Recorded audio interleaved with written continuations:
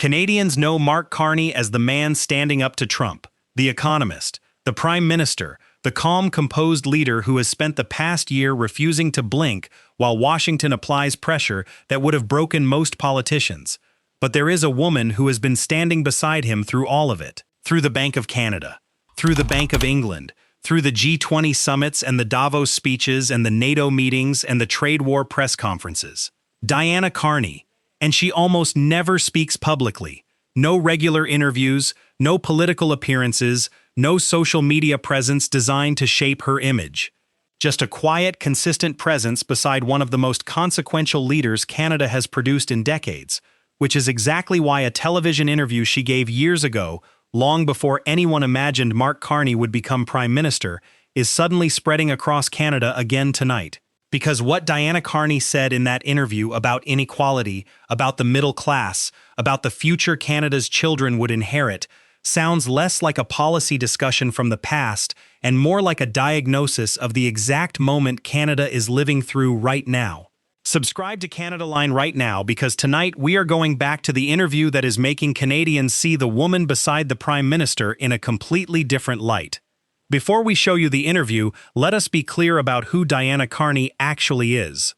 Because she is not simply a political spouse who attended events and smiled for cameras. Long before Mark Carney entered politics, Diana had built her own independent career in public policy, international development, and economic research.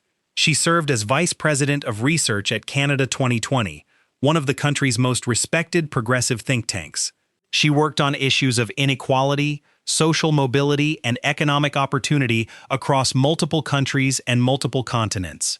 She is not someone who borrowed her husband's credibility. She built her own. And that is what makes this interview so fascinating to watch now. Because the ideas she was developing in that room years ago are directly connected to the policy direction Canada is pursuing today. The thing that's changed is the middle class feels like it's doing really badly. And if you look at polling recently, income inequality is a top issue. A majority of people polled now feel that they will be doing worse in a generation than they are doing now, which is a fundamental change. So essentially what you're saying is the rich are getting richer, the poor are getting poorer, and some might say, well, what's new with that? But essentially then, how did we get there? What do we do about it specifically? I mean, is it a matter of just transferring more wealth to the lower classes? I don't think it is. This is not a zero sum, you give me some of yours. I think it's a question of investing in the institutions that have helped us be where we are and should help us maintain that position. So I'm thinking here education in particular, making sure our education is both good and relevant and brings everyone on board. And for the lower strata, it means providing the support that they can stay in education and really come out into the workforce, into good jobs. Listen to how she framed that. Not left versus right, not rich versus poor, not a political attack on anyone, an investment argument. She said this is not zero sum. This is not about taking money from one group and giving it to another.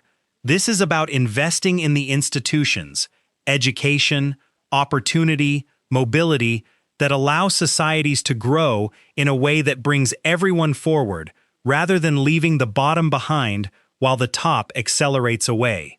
That framing sounds familiar because it is the exact philosophical foundation underneath everything the Carney government has been building. The Canada Strong Pass giving young Canadians free rail travel and national park access. The $750 million sport investment making sure every child on every pitch can participate.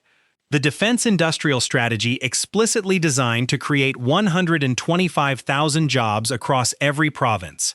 The electrification plan projecting that 7 in 10 Canadian households will pay less for energy by 2050.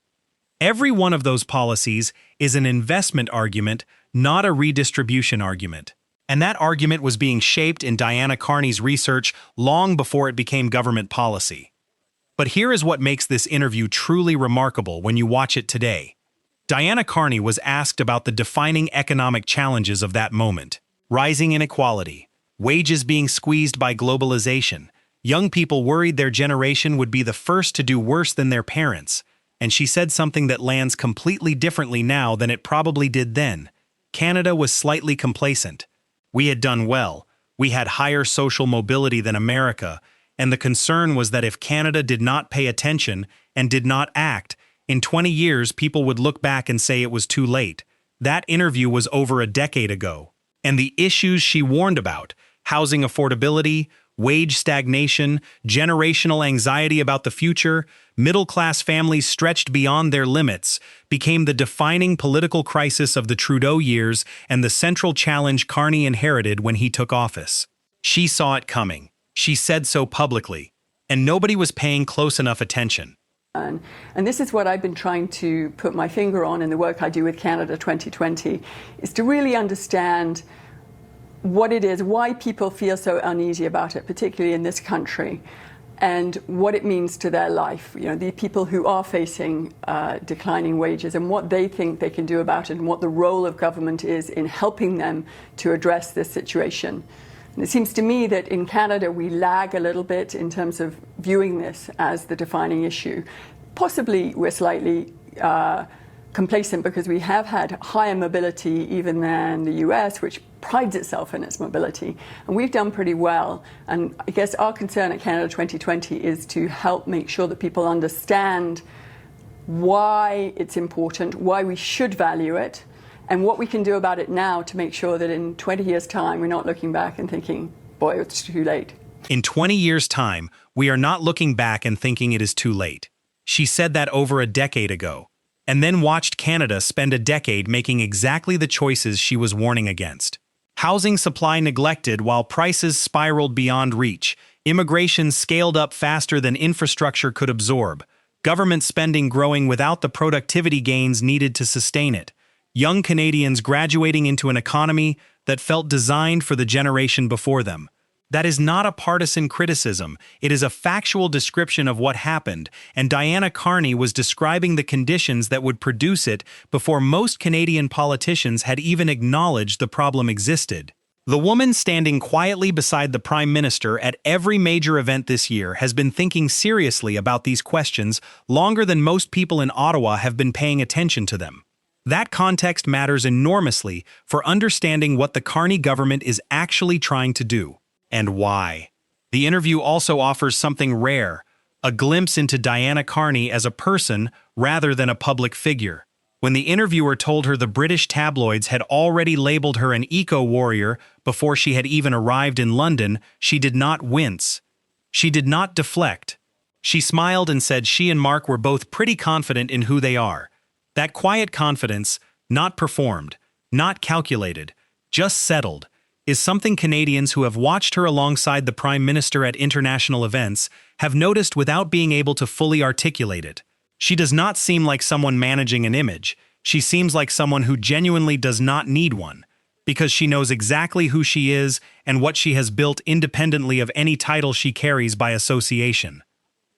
We'll do our best. I think we're both pretty confident in who we are, and I think certainly my husband was brought in to bring new ideas and fresh thinking to the Bank of England, and I would hope that I can bring some ideas from Canada in the policy environment and learn from the UK, but also inject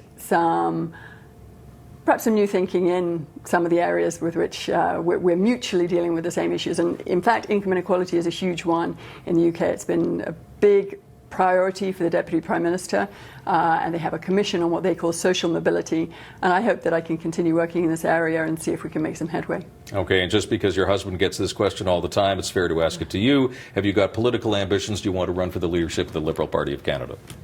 I thought everyone wanted to run for that job. I think I'll be doing some other things for the foreseeable future. I thought everyone wanted to run for that job. That laugh, that completely unguarded, completely genuine laugh from a woman who has spent years standing beside someone everyone assumed was destined for exactly that job, and now here they are. Mark Carney is Prime Minister of Canada, navigating one of the most consequential moments in the country's modern history. And Diana is still standing beside him, still rarely speaking publicly, still carrying her own career, her own research, and her own perspective on the problems Canada needs to solve. But that interview tells you something important about who she is and why it matters. She was not waiting for this moment. She was not positioning herself for it. She was simply doing the work she believed in, because she believed it mattered. Studying inequality, researching mobility, warning Canada that complacency was a luxury the country could not afford. The Prime Minister of Canada spent a decade on the world stage preparing to lead. The woman beside him spent that same decade preparing to understand the exact problems his leadership would need to solve. That is not a coincidence. That is a partnership. The same kind Diana Carney described in that interview when she talked about what drives lasting change. Not zero-sum competition, investment, in institutions, in people. In the future, Canadians are right to be curious about Diana Carney, not because of who she is married to, but because of who she was long before that mattered to anyone watching. Subscribe to Canada Line for honest analysis of the stories and the people shaping Canada's future. Turn on notifications, and we will see you in the next one.